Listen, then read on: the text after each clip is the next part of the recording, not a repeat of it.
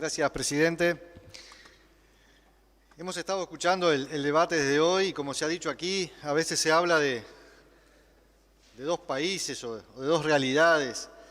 Bueno, si esto fuera así, la verdad debería estar quizá en una síntesis superadora de esas visiones que cada uno puede tener de ese país o de esa realidad.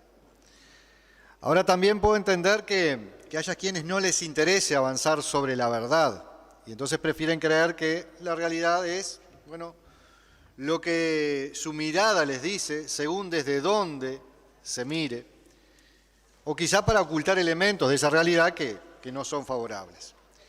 Creemos que la ideología o la mirada de esta rendición de cuentas muestra que el foco de la acción de gobierno no está en la gente, o al menos en la gran mayoría de los uruguayos y uruguayas, y trataré de desarrollar esta idea.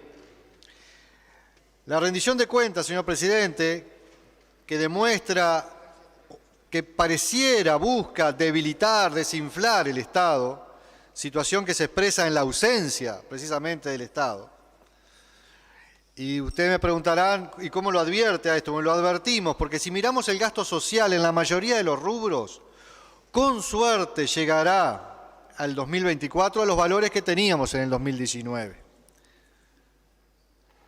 5 años perdidos con las consecuencias sociales que acarrea, con una mayor desigualdad y menos oportunidades para los que menos tienen. 5 años perdidos o de pérdida en la inversión, y vaya si hubiera sido oportuna, necesaria, eficiente, en clave de presente y en clave de futuro, esa inversión mayor, por ejemplo en educación, en salud, en vivienda. Han pasado 3 años de gobierno que han golpeado a los trabajadores, a los y las trabajadoras, a los jubilados, a los pensionistas, con pérdidas de ingresos en términos reales. El compañero Lesker ha realizado un profundo estudio sobre esta realidad salarial.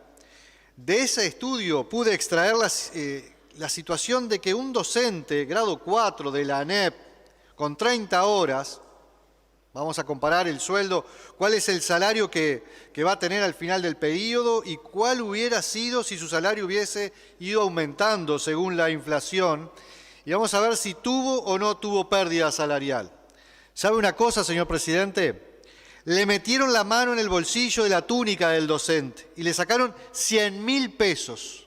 ¿Sí? 100.000 pesos le sacaron en estos 3 años. Y así, poco más, poco menos, a la gran mayoría de los trabajadores de este país. Y ya que estamos en educación, hoy se dijo que había aumentos del orden de 45 millones de dólares. Pero la pérdida acumulada del 2019 a la fecha es de 222 millones de dólares. ¿Dónde estuvo? ¿Dónde está el aumento? ¿Y cuál es la consecuencia?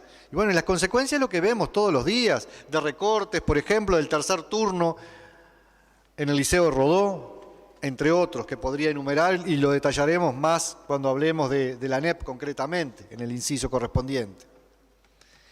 El economista Fernando Isabela realizó un estudio que le permitió concluir que la pérdida del conjunto de los trabajadores frente al capital suma 1.000 millones de dólares en 2022 con relación al 2019.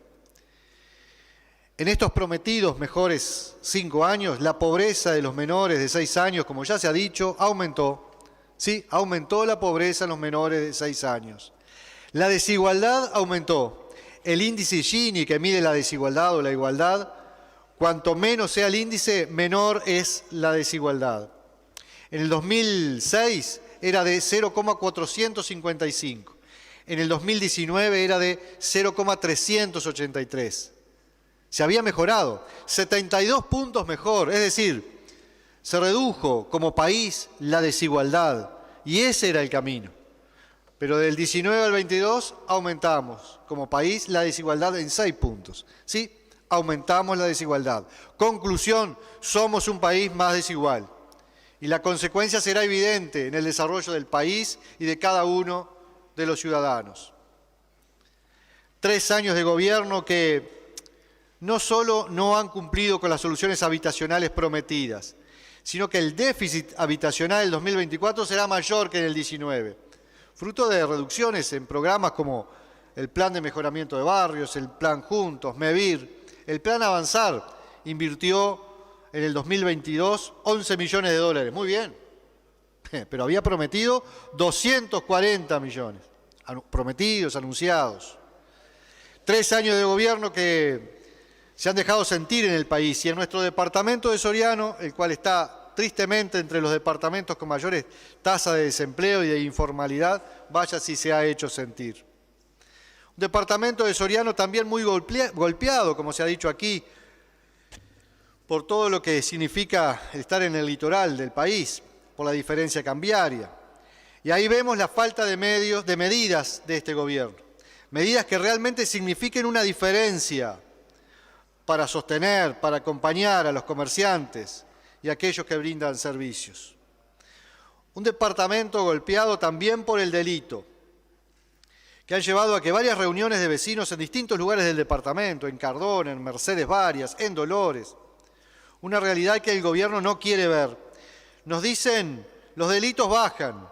En respuesta a un pedido de informes que realizamos a la Fiscalía y al Ministerio del Interior, tenemos que los delitos en Soriano lamentablemente no han bajado. Todos los delitos, la gran mayoría, menos abigeato, todos han subido desde el 2019 al 2022. Daños, delitos sexuales, estafa, estupefacientes, hurto, lavado, corrupción, lesiones personales, otros delitos, violencia doméstica, sin duda, se ha disparado. En conjunto, todos los delitos también. 2019, 4.698. 2022, 5.522. Además, en Soriano, este año es récord. Récord, ¿saben qué, señor presidente? En insuficiencia de funcionarios policiales. Es el año que hay menos funcionarios policiales.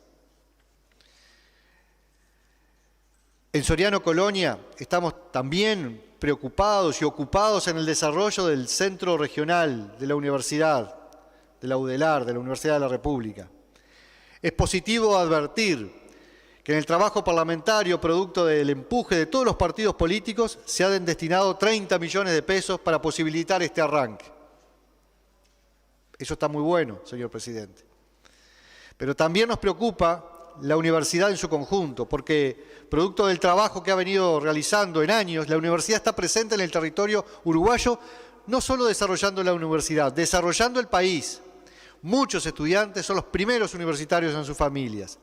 Por tanto, la población, la matrícula universitaria ha aumentado y esto exige que se aumente también el presupuesto para mejorar la relación horas docente-alumno. En esto aún falta mucho, aún los recursos son insuficientes. Felicitamos los recursos destinados a salud mental, pero el asunto es cómo caen en el territorio, cómo caen en los departamentos. Aún no lo sabemos concretamente. En Soriano hemos propuesto al MIDES, al INJU, dentro del MIDES, al Ministerio de Salud Pública, a la ANEP, la posibilidad de crear en forma interinstitucional centros de derivación o de tratamiento para adolescentes en situaciones vulnerables. Los centros educativos todos los días identifican situaciones referidas a la salud mental, situaciones de violencia, etc. Acuérdense que hoy decía que la violencia doméstica era una de las que más había aumentado. Bueno, esos adolescentes vienen también de esos hogares. En respuesta a este pedido de informes, entonces, evidenciamos que esto es una constatación en el departamento de Soriano. También Soriano es el departamento cuya tasa de suicidios es de 33,11, mientras que en el país es de 23,3 por cada 100.000 habitantes. Algo debemos hacer, señor presidente. Las instituciones educativas no tienen recursos en personal especializado. En Soriano hicimos un relevamiento y en solamente un liceo había una psicóloga, pero para 700 alumnos. Es totalmente insuficiente, totalmente desbordado esta situación. Esperamos que los recursos anunciados aquí y allá lleguen y den efectiva respuesta y no queden solamente en el anuncio concreto. En resumen, señor presidente, para ir terminando, 3 años de gobierno ideológicamente coherente, desestatizador, perdiendo más de 550 millones de dólares en inversión social en el marco de una economía creciendo, desde hace 2 años y concentrador de la riqueza.